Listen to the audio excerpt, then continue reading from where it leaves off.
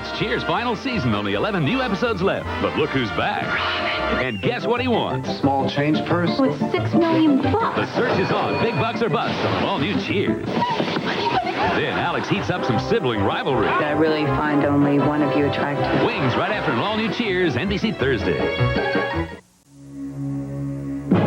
You're watching News Channel 5, where the news comes first. Good morning, everybody. I'm meteorologist Scott Connell in the Doppler 5 Weather Center. We have some heavy rain moving through the metro area, but it's just that, heavy rain. On Doppler 5 radar, this is the last batch of heavy precipitation moving through now, and in all areas, temperatures seem to have climbed above freezing. The National Weather Service expected to drop all the advisories and watches and warnings in effect for the area within the next hour. We'll have more coming up for you later, right here on News Channel 5.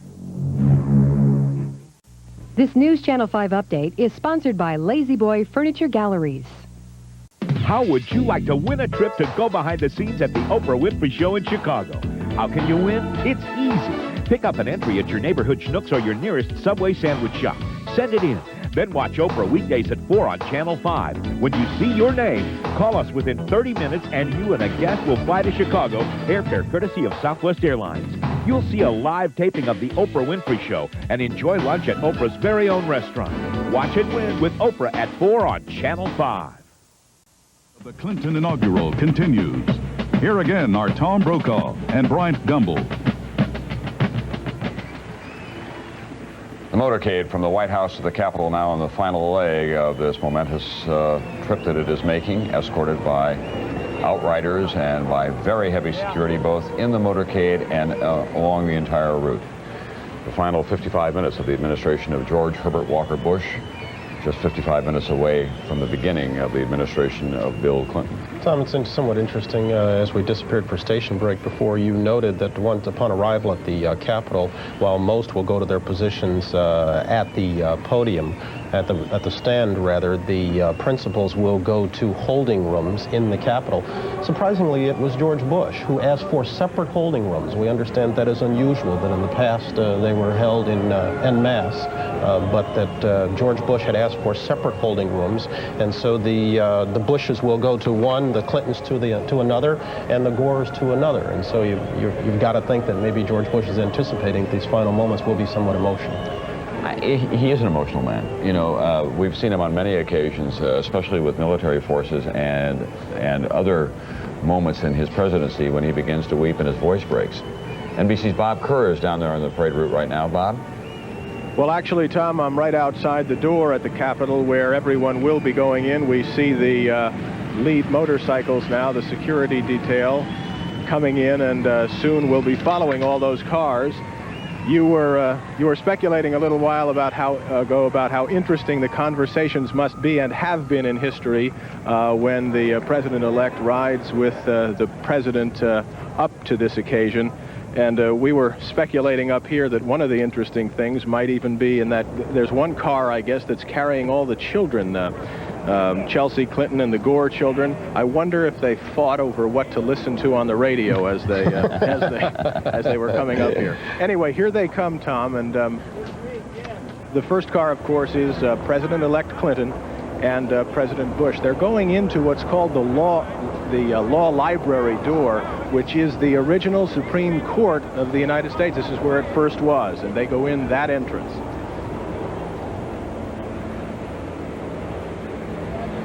The second car, of course, carrying Mrs. Bush and Mrs. Clinton. Each of the cars has members of the Congressional Inauguration Committee as well. Let's see what we see as they get out here.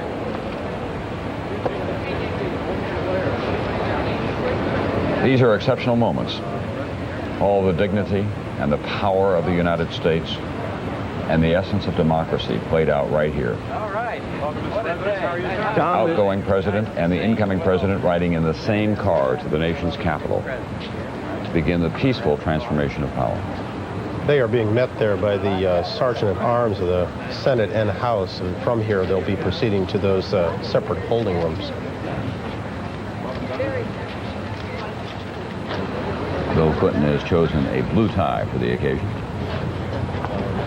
Tom, there's a great pressure here, too, as well, as the Democrats take control again, or are about to take control again.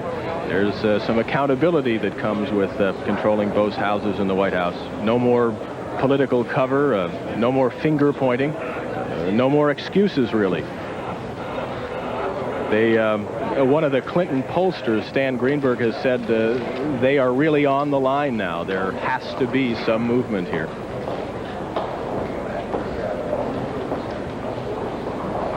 America says goodbye, at least for now, to George Bush in a somewhat mixed way. Kerr, we're looking now at pictures of the children, the Gore children arriving with Chelsea. All will be attending private schools here, Beauvoir, St. Albans, and Sidwell Friends. The eldest, Gore child, is a student at Harvard. Harvard is in second place in this administration. Another Yale graduate, Bill Clinton of the Yale Law School, about to become president, succeeding a Yale graduate, George Bush.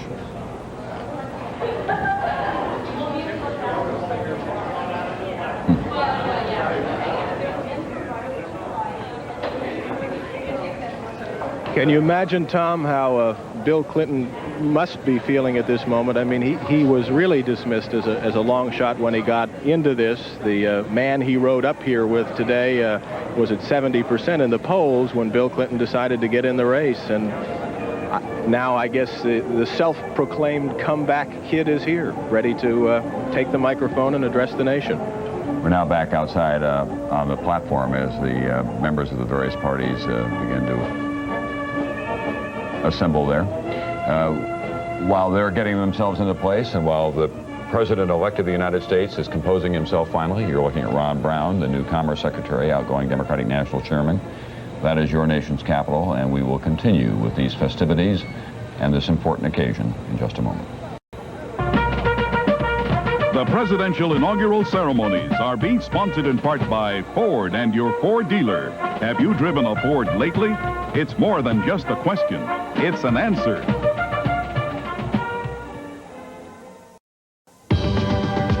Comfort in a four-wheel drive. Amazing. I got a big crew and I need a lot of space. It makes me feel tall. It's tough but refined. Kind of like me. It's got it all. Why do more people find themselves in a Ford Explorer than any other vehicle in its class? For as many reasons as there are Explorers. Finders keepers. Find yourself in an Explorer. Have you driven a Ford lately? What's so great? What's so great about the Ocean Spray Cranberry?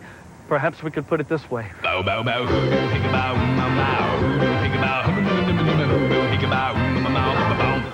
Sweet? Tart. Sweet tart. Ocean Spray Cran drinks.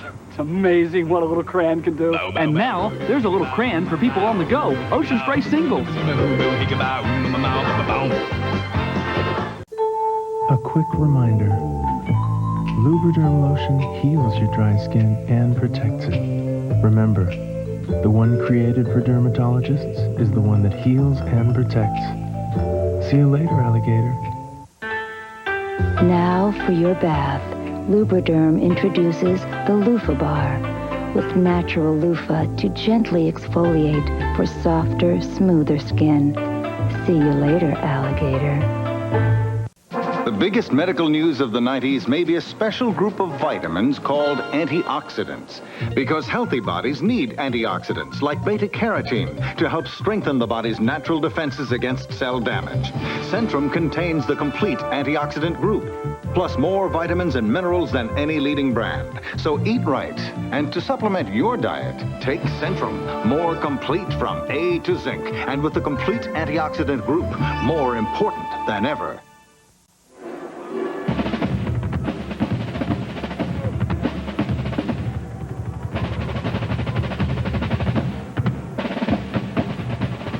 Back atop the Department of Labor building on this historic day, we continue to focus our eyes on the Capitol, and you can see former President Jimmy Carter in the upper left of your screen, Walter Mondale just behind him, just Tip O'Neill there also, just a few of the dignitaries who have come to witness the swearing in of Bill Clinton. As Tom noted a little bit earlier, all former chief executives and their vice presidents were invited, but the others, for one reason or another, declined, huh? Yeah, and Walter Mondale, by the way, was invited to to have a major role in the foreign policy of this administration, and he accepted the ambassadorship to Moscow, and then that was Friday, and then Sunday declined, and they're not entirely sure why, because he was eager to get back in. He had been a candidate for the UN job, and then accepted the Moscow job, and then decided that he would not accept it. The President Carter and Mrs. Carter right there. Katie Couric is down there somewhere in the midst of all that. Tom, I've never felt shorter in my entire life. I'm not sure if you can see me, but right now I'm shaking the hand of Senator Sam Nunn. He's somewhere up there in that whole sea of cameras, Senator Nunn. So tell me, this is a big day for you, isn't it? Oh, it's a great day. The weather's wonderful. I think he's going to make a terrific speech and get off to a terrific start. This seems like more or less a nonpartisan celebration. Everybody seems to be very affable. A lot of glad handing and backslapping going on around here. Well, I hope it lasts a while. That's it's always natural on Inauguration Day, but I think this one may last a little while. All right, well, we'll have to see. Tom, listen, if I can explain the geography down here just a bit, and Bryant, you too. In front of me is sort of the inner circle. This is the inner podium area. There are about 300 seats here. This is reserved for family members, some of the Senate aides of Senator Gore when he was a senator here on Capitol Hill. There's some other famous faces. I just saw Admiral William Crowell, the former chairman of the Joint Chiefs, who played a really pivotal role in rallying that military support for Bill Clinton during the campaign. Senator William Fulbright is in the inner podium area. Of course, Bill Clinton worked for him as an intern when he was a student at Georgetown University. Now, of course, I am relegated to the outer circle, the senators. Actually, this is a real who's who of Capitol Hill. I'm next to Senator Sarbanes and Metzenbaum. Behind me is Senator Dodd, Senator Lautenberg, Carl Levin's there, Paul Simon. I mean, everybody who's anybody is sitting right in this very corner, you guys. Katie, what's the comfort level up there? How cold is it? You know, it is really comfortable, and I hate to say it, I'm actually hot. I'm wearing my jimmies, or whatever you call them, Bryant, long johns, and I ran up here so quickly that I'm actually thinking about taking my coat off. But Senator Sarbanes, it's really comfortable. You look bundled up, but it's pretty comfortable, don't you think? The sun's out, which makes a tremendous difference. Yeah, that's right. It's all We're right. very fortunate. We're in the sun, and I didn't mention that, but behind all these senators are some of the Senate spouses as well, and we were meeting and greeting them earlier this morning. But everyone is very excited here and looking forward to see the president-elect. Of course, one of the reasons why Ronald Reagan elected to have the swearing in on the west front of the Capitol as opposed to the east side back in 1981, they cited economy for the move, that a new platform did not have to be built, that in fact there was a natural arrangement there, and so many of the dignitaries here in Washington take advantage of that arrangement, what seems to now be a new tradition since President Reagan started it in '81, giving him an opportunity to look west to his roots and at the same time turn his back on Moscow, we might add. Yeah, and you do have the feeling as you stand there that you can look all the way across the country. You have it does open before you. We have seen the Bill Clinton speech. We will not try to upstage him in any way, but it is short and it is to the point.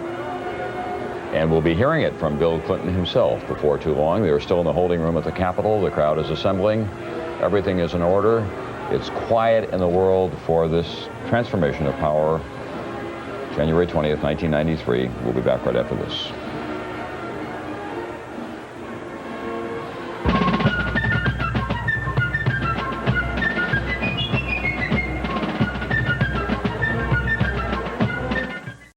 Introducing Ford Taurus SHO and the craving. If you've had a craving for a truly sophisticated performance sedan, may we suggest our 24-valve, 220 horsepower Taurus SHO, now available with automatic transmission. Think of it as caviar for the power hungry.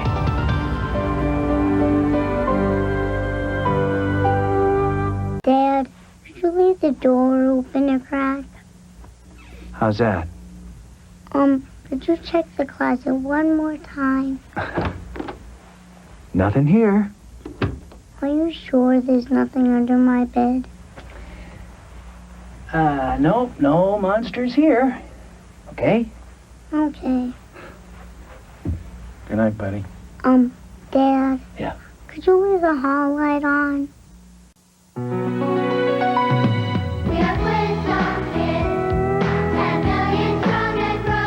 It's a big world. And no one helps kids grow into it healthy and strong better than Flintstones, complete with the vitamins and minerals kids need and the taste they love. We are Flintstone kids. 10 million strong and growing. We are Flintstone kids. 10 million strong. Flintstones, still #1. And growing. If these laxatives work, why should you consider Dulcolax? Because Dulcolax works differently. It's the only leading overnight laxative with a special comfort coating designed to protect your stomach. Dulcolax is gentle enough for children. And so effective, more doctors recommend Dulcolax than X-Lax and Correctol combined. Ask your doctor about gentle, effective, comfort-coated Dulcolax. Experience the comfort of Dulcolax.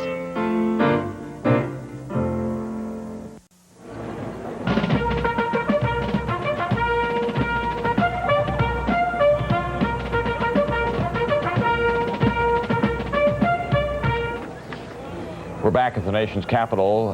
The crowd has assembled now, awaiting the arrival of Bill Clinton, Al Gore, and George Bush, along with Dan Quayle, of course, there, looking out across the mall, the Washington Memorial, all the way to the White House down Pennsylvania Avenue as Bill Clinton prepares to take the oath of office.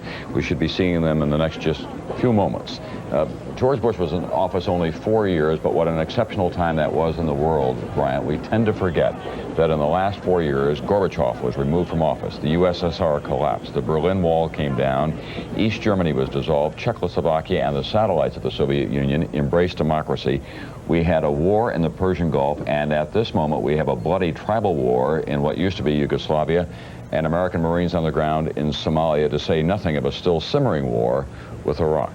It really has been an exceptional time of change, and we'll hear more about change from Bill Clinton today. Of course, George Bush's supporters would like all to remember that was his legacy. You can see the lady there in the white coat. That is Bill Clinton's mother, Mrs. Kelly, who was a bit of a character herself during the, we heard an awful lot about her during the Democratic convention. Obviously a very, very proud time for her. Katie Couric is still out among them there on the, the west portico of the Capitol. Katie, what you get going? Hello, Katie. Well, as we await Katie. Oh, there she is. Hi, Katie. Okay. We see you. We see you. Can't hear us. Hi, Katie. Yes. Yeah, we okay, can't we'll wait. come back We can't see the You know, there's something for everybody at this inauguration. Mr. Rogers was here for the very young. Then, of course, you had the MTV set for Chelsea and the young teenagers in the Gore family. Judy Collins, Barbara Streisand, Jack Nicholson for Bill and Hillary, their whole generation represented. Virginia Kelly was at a party the other night and almost passed out with excitement when she saw Mickey Rooney. And they had a real bonding in a Georgetown living room here. And there's Chelsea. They will, all the those involved, the principals involved in the proceedings, will make their way to the platform in stages, culminating, of course, with President-elect Clinton's arrival at the platform. But the wives will move together first, Mrs. Quayle and Mrs. Gore, then followed by Mrs. Bush and Mrs. Clinton, and then Al Gore will come up with Dan Quayle, and lastly, of course, President-elect Clinton. She's got her own escort, and she's beaming. One does have to feel for Chelsea Clinton, however, 12 years old going on 13, a difficult time in any young person's life, wherever you live, but now to be the only child in the White House, the object of all this attention, the absolute apple of her parents' eye, the painful decision, as they described it, to enroll her in a private, not public school here in Washington, where she has been criticized. There's President Carter talking with Congressman Ron Dellums and with Ron Brown. It's worth remembering that when Jimmy Carter left office 12 years ago, everybody said, well, that's it. No Southern governor will ever be elected president of the United States again. And the first time the Democrats get back in, it's a Southern governor. There was a rumor for a time that Justice Thurgood Marshall, now of course retired from the Supreme Court, would not only be attending the swearing-in ceremonies, but might in fact hold the Bible and do the swearing-in of Bill Clinton. But now we're not even sure if he is healthy enough to make his way on over to the the Capitol, and we hope if Katie Kirk sees him, she might just alert us along the line. There's nothing in the Constitution that says the Supreme Court Justice must deliver the oath, although tradition has it that he does.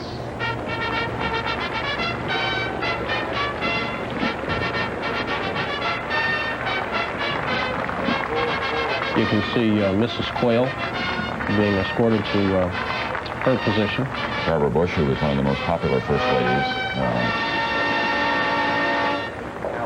for all of her grace and charm. Somebody who endeared herself to the American public there was Hillary Clinton, who will represent her generation in an entirely different way.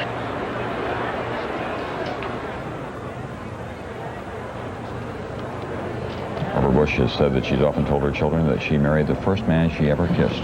And then she adds, and they almost always throw up when I say that. They'll be heading back for Houston today, where they will take occupancy of a rented house while theirs is being constructed. And yes, he will have an office in Houston. We understand that office is being hurriedly completed now, that he intends to go right to work. We assume it will not be too long before he starts to pen his memories.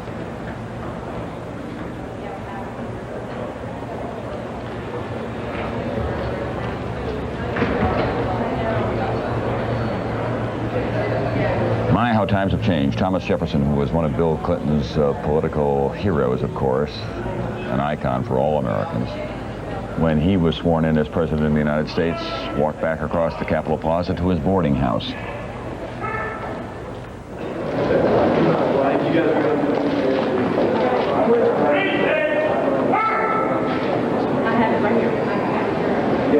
Some of his political advance before with him, as well as his Secret Service agents, making sure that he gets to the right place at the right time. Transformation of power on practical terms. That's the Clinton van moving their furniture into the White House. Some things you can't get around. That's right.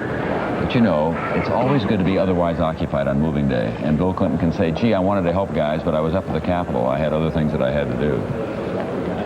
See ya. Vice President Dan Quayle and George Bush.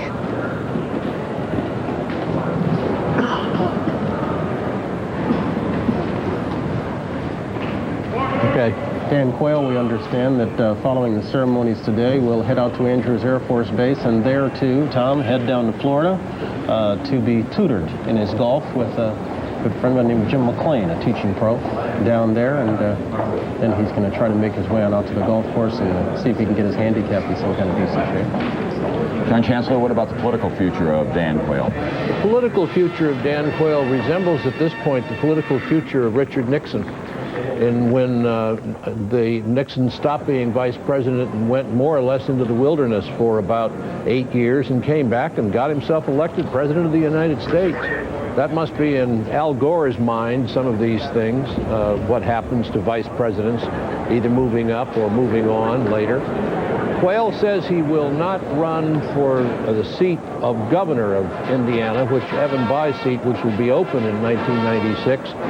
Nobody quite understands why he wouldn't do that. He's fairly popular in Indiana, but my guess is that his chance will come in the year 2000, and that you will indeed be hearing from Dan Quayle. Might be the lesson of Richard Nixon, who ran for governor of California and lost. Well, Tom, that occurred to me, and Quayle is a good student of politics and certainly remembers that. Let's just take in this moment if we can. This needs no description from us.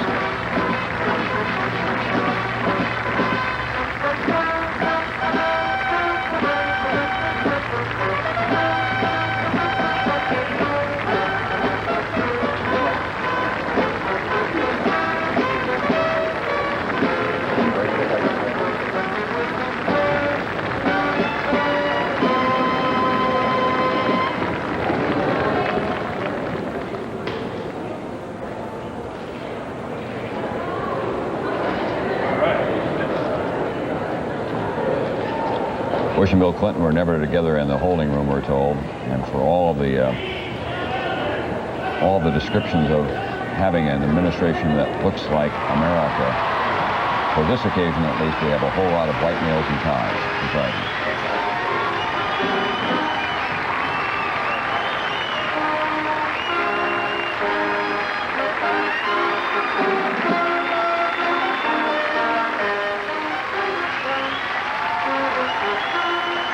Bill Clinton and Al Gore a little more ebullient than George Bush and Dan Quayle, and with good reason, of course.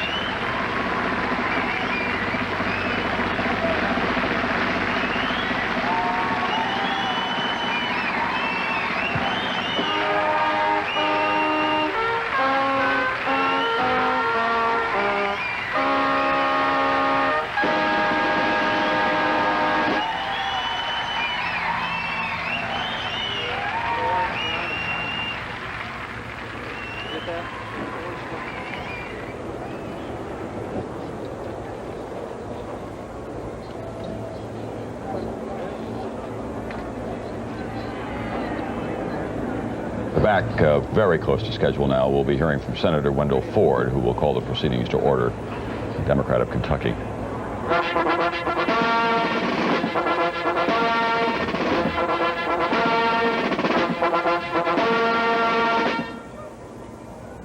Ladies and gentlemen, the President-elect William Jefferson Clinton.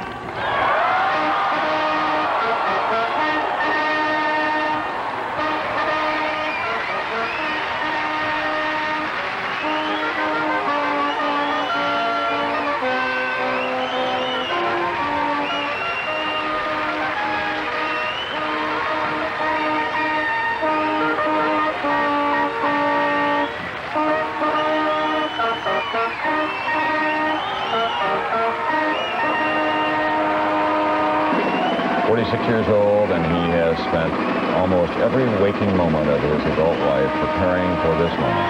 Candidate for Congress, Attorney General of Arkansas, 5-term governor, once defeated, a force in Democratic politics of the simplest version, a man who had a very challenging presidential campaign and prevailed when many people thought that he would fail, or at least stumble along the way. What is going to happen now is that we're going to hear from Billy Graham, then we'll hear Marilyn Horne with a medley of American music, and then the oath of office. Here's Wendell Ford. Mr. Vice President, Mr. Speaker, Mr. Chief Justice, former President and Mrs. Carter, President-elect Clinton and Vice President-elect Gore, my colleagues and guests. Welcome to the 1993 presidential inauguration.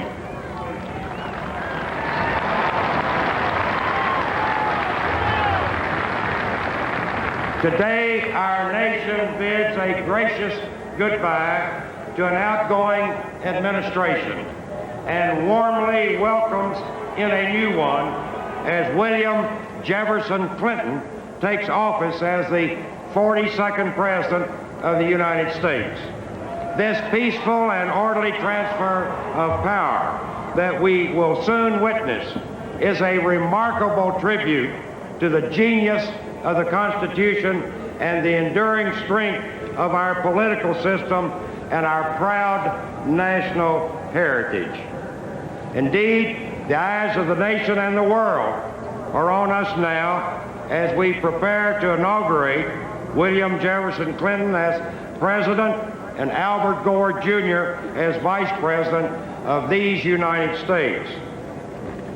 So President Bush, President-elect Clinton, distinguished guests, ladies and gentlemen, as he has been called upon before, we now ask the Reverend Billy Graham to lead our nation in prayer. Reverend Graham.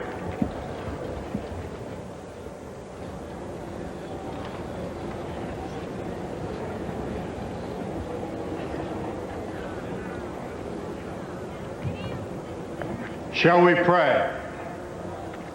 Our God and our Father, we thank you for this historic occasion when we inaugurate our new president and vice president.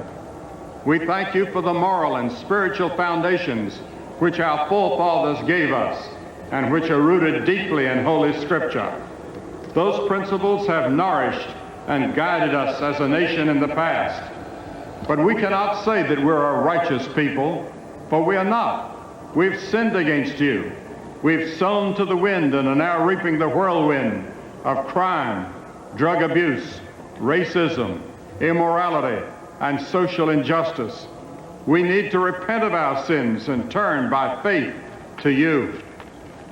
And now on this 20th day of January, 1993, we commit to you President-elect Clinton and Vice President-elect Gore, whom you have permitted to take leadership at this critical time in our nation's history. Help them always to see the office to which they've been elected as a sacred trust from you. We pray that you will bless their wives, who will share so much of the responsibility and burdens. May President-elect Clinton know that he is never really alone, but that the eternal God can be his refuge, and he can turn to you in every circumstance. Give him the wisdom you have promised to those who ask, and the strength you alone can give. We thank you for his predecessor, President Bush, and the dedication he gave to this office. Bless him as he and Mrs. Bush continue their dedicated service to our country in other spheres. We commit this inaugural ceremony to you and ask that the memory of this event may always remind us to pray for our leaders. I pray this in the name of the one who was called Wonderful Counselor, the Mighty God, the Everlasting Father, and the Prince of Peace. Amen.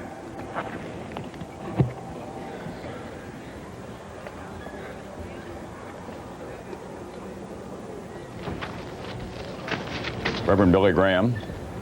Presiding will be Wendell Ford here. Ladies and gentlemen, it is now my pleasure to present the Philander Smith Collegiate Choir from Little Rock, Arkansas. The choir, under the direction of Stephen L. Hayes, will perform City on the Hill, composed by Dr. Marvin V. Curtis.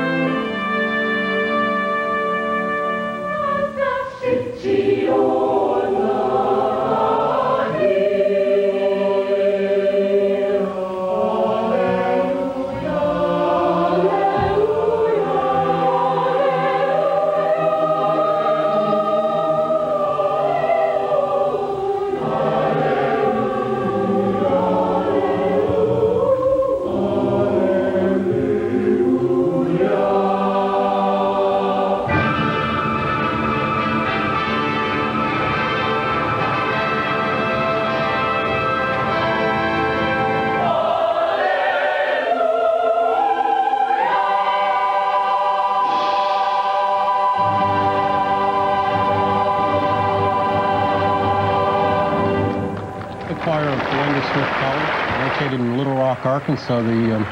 As they give way, the next piece of business is going to be the swearing in of Vice President Al Gore. It'll be done by Supreme Court Justice Byron White, who, in addition to being the senior justice on the bench, is the only one still active appointed by a Democrat. Now present Justice Byron White, who will administer the vice presidential oath of office to Albert Gore, Jr.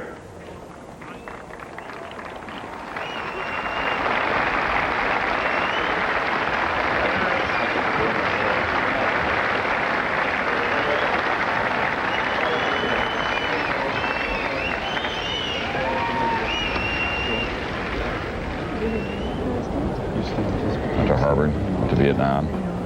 Senator, Back, briefly as a journalist. you will raise your right hand and repeat after me. I, Albert Gore, Jr., do solemnly swear. I, Albert Gore, Jr., do solemnly swear. That I will support and defend the Constitution of the United States. That I will support and defend the Constitution of the United States. Against all enemies, foreign and domestic. Against all enemies, foreign and domestic. That I will bear true faith and allegiance to the same. That I will bear true faith and allegiance to the same. That I take this obligation freely. That I take this obligation freely. Without any mental reservation or purpose of evasion. Without any mental reservation or purpose of evasion. That I will well and faithfully perform. That I will well and faithfully perform. The duties of the office on which I am about to enter. The duties of the office on which I am about to enter. So help me God. So help me God. And I know you will, Vice President. Thank you, Mr. Justice.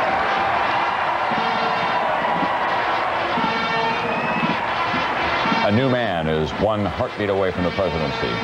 Senator Al Gore of Tennessee.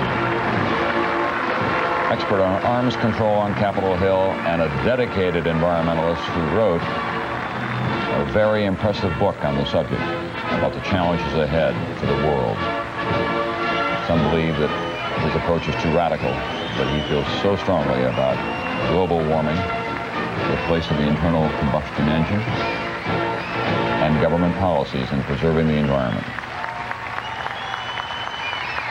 And a man who had his own eyes on the White House just 4 years ago, when he made a bid for the Democratic nomination, only to come up short and lose out to Michael Dukakis. You see there's a very warm feeling between Al Gore and Bill Clinton. We'll be seeing a lot of hugs in this administration among men.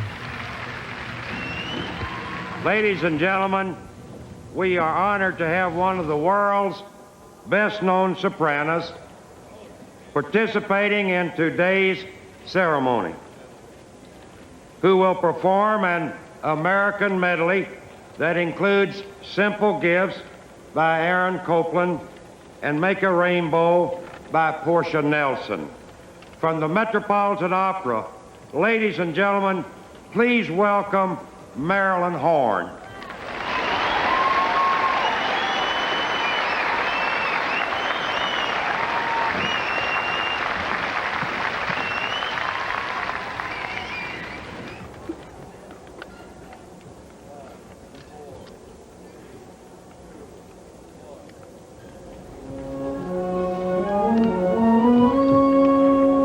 Tis the gift to be free, tis the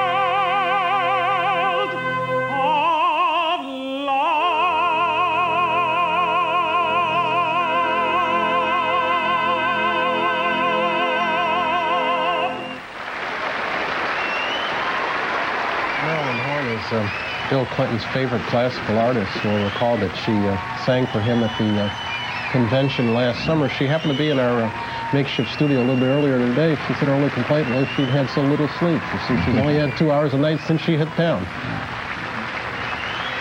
Welcome to Inaugural Week, Marilyn.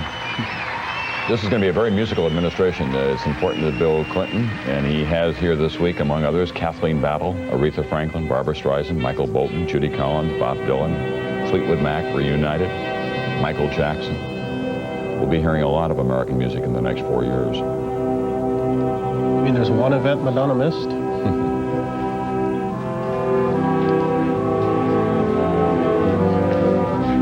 Part of the musical interlude now will be handled by the Marine Band, playing the Liberty Bell March. And then as we come up on noon, we will have the big moment itself, the swearing in of William Jefferson Clinton as our 42nd president by Chief Justice William Rehnquist. See, this is very smart production, because what you have here is something that the country would like to see, the Marine Band and playing the music. It also gives you a little flexibility in controlling the clock. I mean, they can play for 3 minutes or for 6 minutes if necessary to hit noon straight up. So they were thinking about that. Nice pad.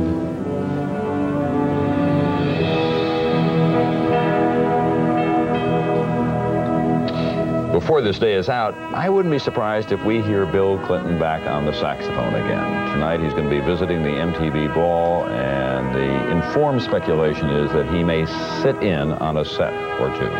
Really? Yep. I'd be kind of surprised at that, but you and I may talk about that a little bit. Let's go back out to the platform where Katie Couric has a good vantage point. Katie, what you got? Hello, Katie. Well, evidently we're still having... Hello, Katie. Tom and Bryant, I'm sitting here in the crowd, and everybody is enraptured with what's going on here. Obviously, Marilyn Horne's performance was magnificent as she sang that American medley, which, by the way, is a medley that Bill Clinton had specifically requested that she sing. They first met about 7 years ago. And so Bill Clinton's certainly happy to see Marilyn Horne here. Obviously, this is a Marine Band performing, I understand, the Liberty Bell.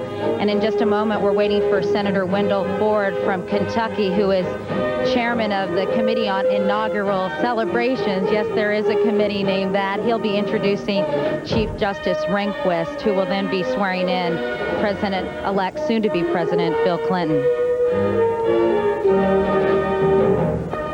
All right, Kitty. Thank you. As we noted a little bit earlier, there is nothing in the Constitution that says this has to be done at noon. They strive for it over and over again, and though we're not working with digitals here, we do think we're about 3 minutes short of noon right about now. There's also nothing in the Constitution that says you have to be sworn in with your hand on the Bible. And 3 presidents have chosen not to do that, but Bill Clinton today has a family heirloom that he'll be using. He has the option of having that Bible open to any passage he wants. We understand he's elected to open it to a passage from the Epistle of Paul to the Galatians.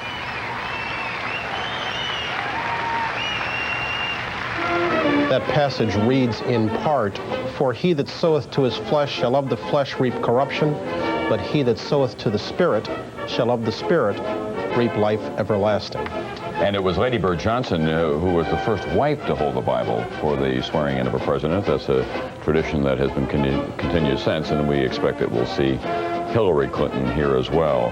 Some improvisational comic groups in Washington have been having some fun at her expense, unfortunately for her, saying that when Chief Justice Rehnquist says, "Repeat after me," she'll begin to repeat after him. Well, of course, there was that cartoon where she had her right hand upraised as Chief Justice Rehnquist looked across at Bill Clinton. But from this point on, we, as soon as the band finishes, we come up with a pretty solemn ceremony. As we're looking at the band, we'll tell you as well that business is already underway. Boris Yeltsin has sent a wire of congratulations to President-elect Clinton, asking for an urgent meeting. It does not have to be official, he says, if not in the framework of an official visit, then somewhere in a third country to discuss the list of issues we are to implement in the future to develop cooperation. Read into that I need your help right now. One little small piece of mystery as we approach the swearing in of Bill Clinton, and that is whether or not he will take the formal approach or the more familiar approach when he says his name. Aides say that he has taken his oath of office when being sworn in as governor by saying, "I, Bill Clinton," 5 times. But during rehearsals for this event, he has said his full name, "I, William Jefferson Clinton." So it remains to be seen which he's going to use. Jimmy Carter, as you'll recall, used the informal Jimmy. I think he was the first president to use something other than his given name. It was George Clinton who was Thomas Jefferson's vice president. Yes. Former governor of New York, a cantankerous guy who didn't think that we ought to have a president, and a lot of speculation that Jefferson chose him only to shut him up for a while. And then he went back to New York.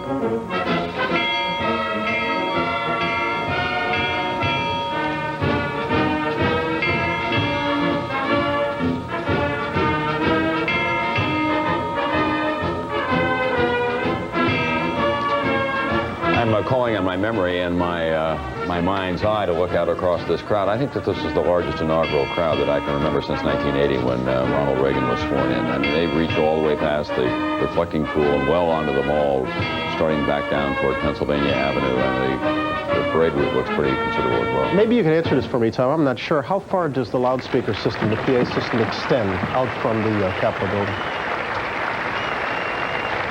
I don't know. Ladies and gentlemen, the moment is at hand. The Chief Justice of the United States, who will administer the presidential oath of office to William Jefferson Clinton. Chief Justice.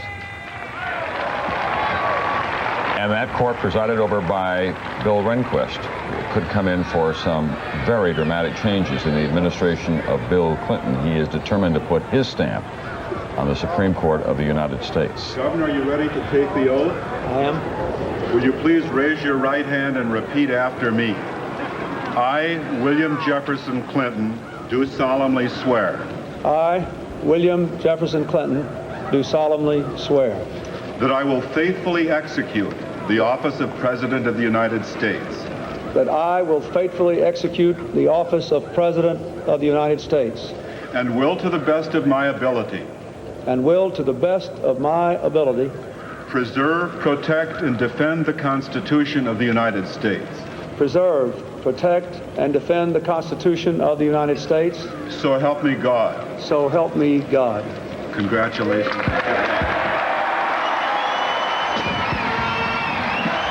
42nd President of the United States, 46-year-old William Jefferson Clinton and his family. Exchanging a very meaningful look with Hillary Clinton. Part of the 21-gun salute that you can hear reverberating across the reflecting pool of the Capitol. The crowd has broken into spontaneous applause, part of that overflow crowd that we can see from our vantage point here. When Hillary Clinton was a Washington warrior, a friend drove her home one night, and Hillary Clinton said, "Come in and meet my boyfriend. He's going to be the President of the United States someday." Many young women have said that about their boyfriends. Few have realized it. Spoken like the father of 3 daughters.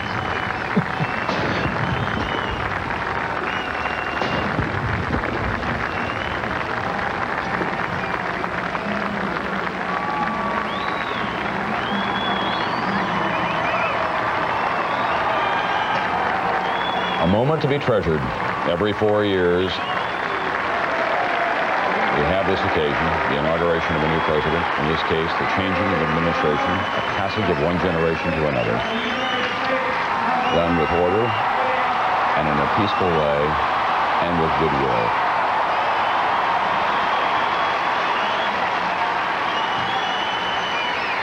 Now, the first and most important speech of his political career as President of the United States.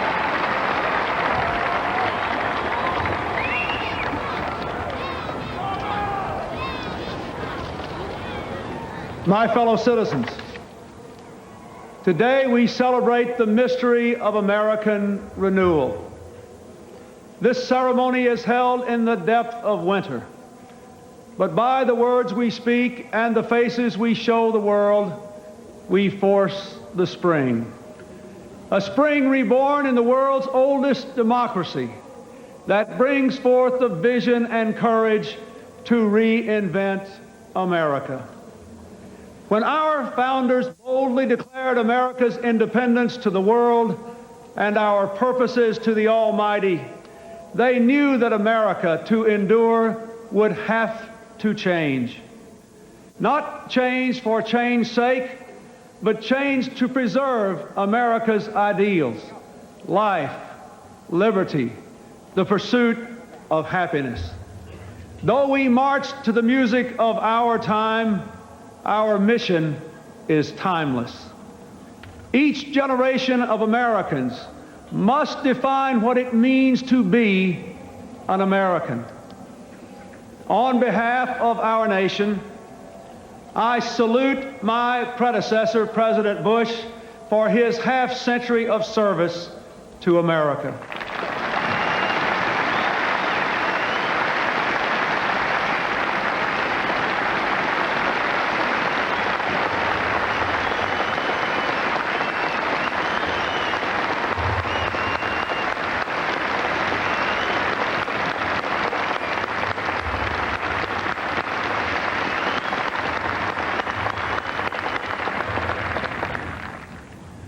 And I thank the millions of men and women whose steadfastness and sacrifice triumphed over depression, fascism, and communism.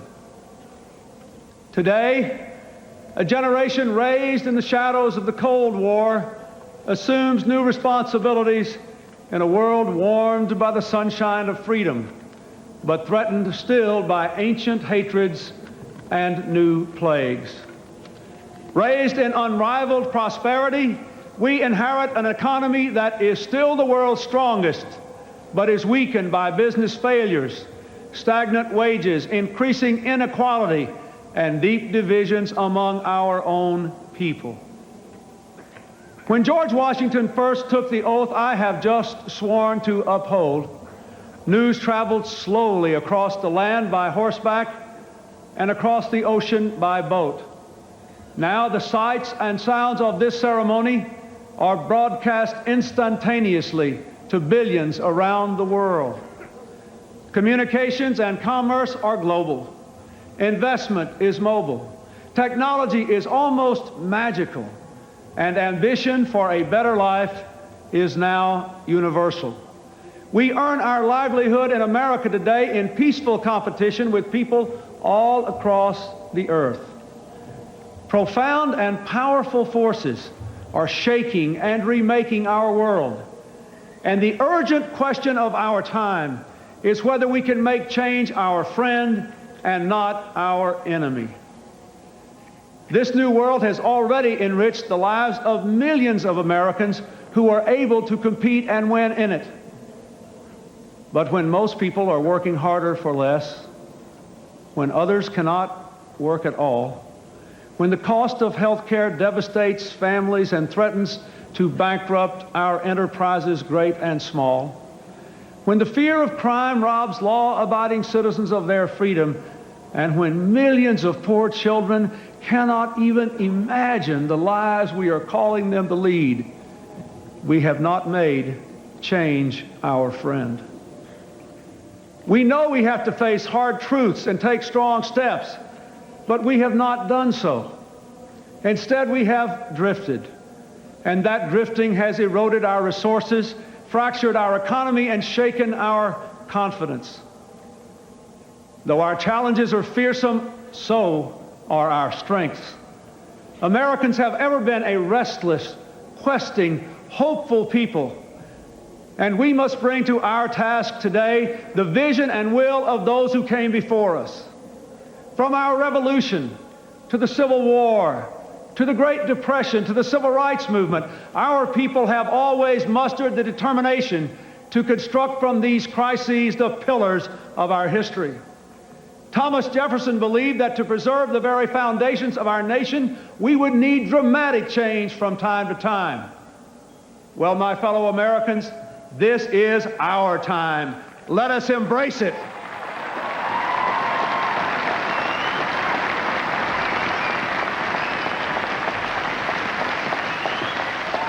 Our democracy must be not only the envy of the world, but the engine of our own renewal. There is nothing wrong with America that cannot be cured by what is right with America.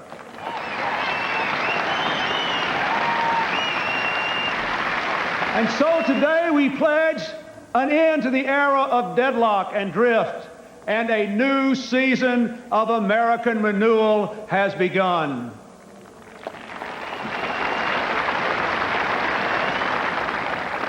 To renew America, we must be bold. We must do what no generation has had to do before.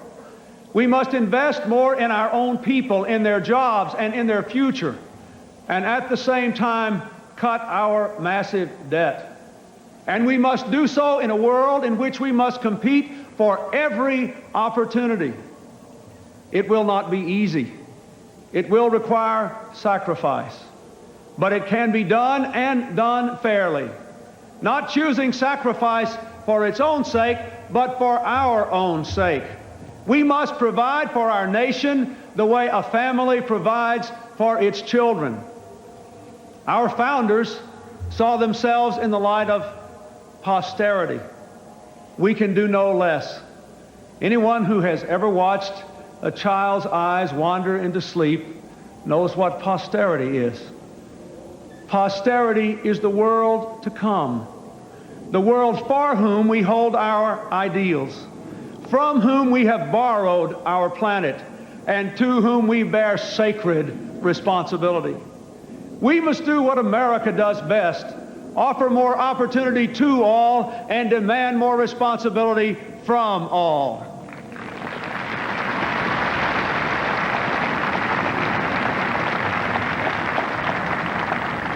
It is time to break the bad habit of expecting something for nothing from our government or from each other.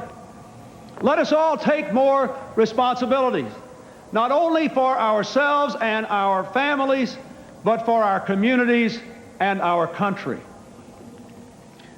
To renew America, we must revitalize our democracy. This beautiful capital, like every capital since the dawn of civilization, is often a place of intrigue and calculation. Powerful people maneuver for position and worry endlessly about who is in and who is out, who is up and who is down, forgetting those people whose toil and sweat sends us here and pays our way.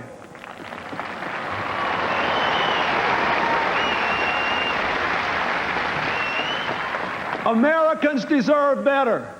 And in this city today, there are people who want to do better. And so I say to all of you here, let us resolve to reform our politics so that power and privilege no longer shout down the voice of the people. Let us put aside personal advantage so that we can feel the pain and see the promise of America. Let us resolve to make our government a place for what Franklin Roosevelt called bold, persistent experimentation, a government for our tomorrows, not our yesterdays. Let us give this capital back to the people to whom it belongs.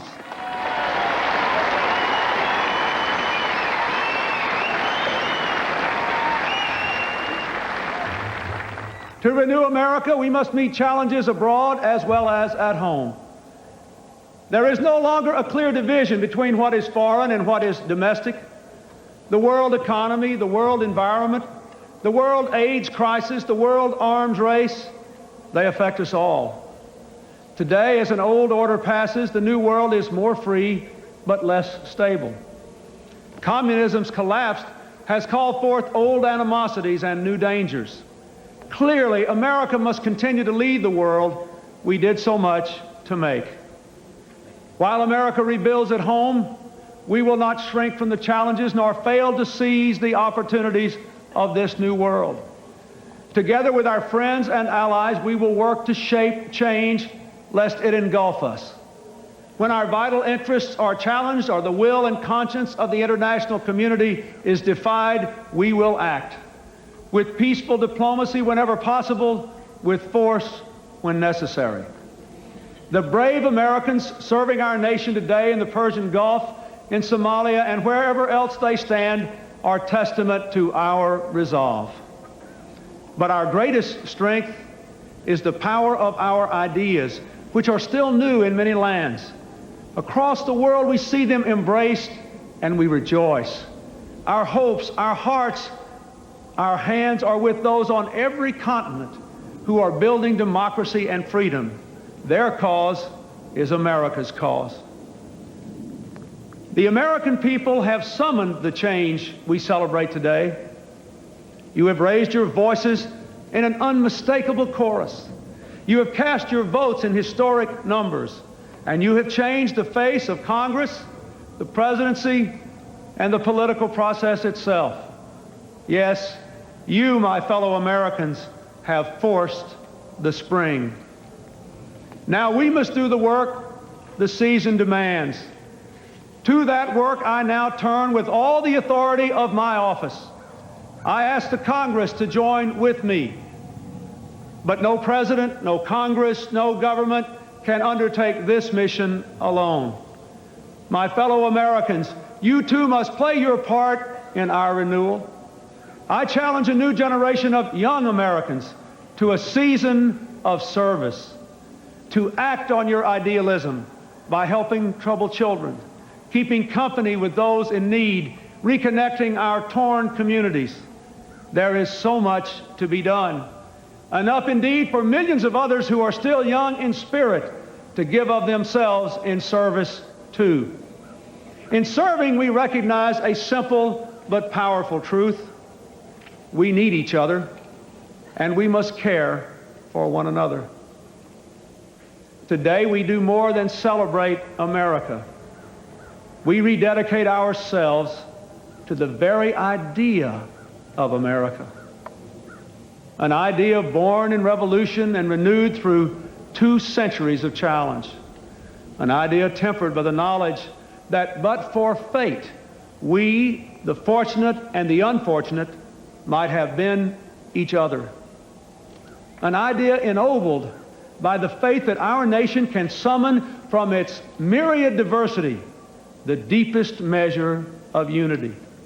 An idea infused with the conviction that America's long, heroic journey must go forever upward. And so, my fellow Americans, as we stand at the edge of the 21st century, let us begin anew with energy and hope, with faith and discipline, and let us work until our work is done. The Scripture says, and let us not be weary in well-doing, for in due season we shall reap if we faint not. From this joyful mountaintop of celebration, we hear a call to service in the valley. We have heard the trumpets. We have changed the guard. And now, each in our own way, and with God's help, we must answer the call. Thank you, and God bless you all.